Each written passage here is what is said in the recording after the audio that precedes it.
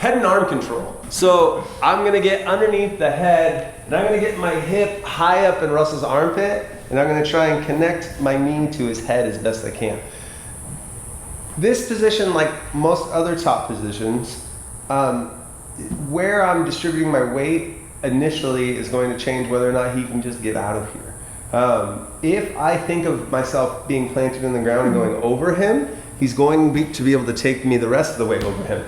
If I slump too far out, he's going to be able to turn around and take my back. So weirdly, and this is hard to show in a video, I am putting the weight of my hips towards my feet and the weight of my chest towards his chest. So I'm sinking down and then through, and you can see Russell's reaction that's much worse, right? My hips are just slightly off the ground. I'm burying these feet into the ground, and again, I'm pulling my hips down first to sink my weight and then driving through. Now, I can't hold that statically forever. Russell's gonna start trying to move me in whatever direction I'm forcing my weight. So as he moves around to try and flip me, what I need to be doing is moving my weight with him a little bit. I don't want to overreact. Most of the time I'm kind of neutral, and then once he tries to roll me somewhere, now I react. He went that way, I went that way. Now if he tries to take me over my head, I go sink in that way, sorry.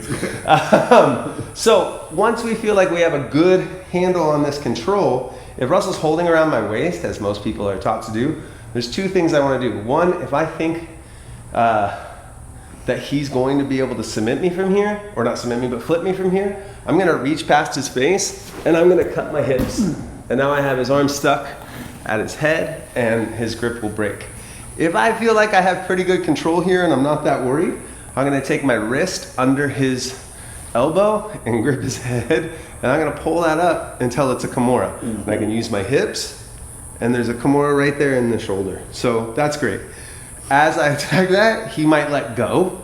And now we can work these classic moves where I push this hand down, come over the top of my calf into an Americana. If he punches out of that, we catch it with the other arm and we drive that hit. All the while, the most important thing is that I don't give up my weight.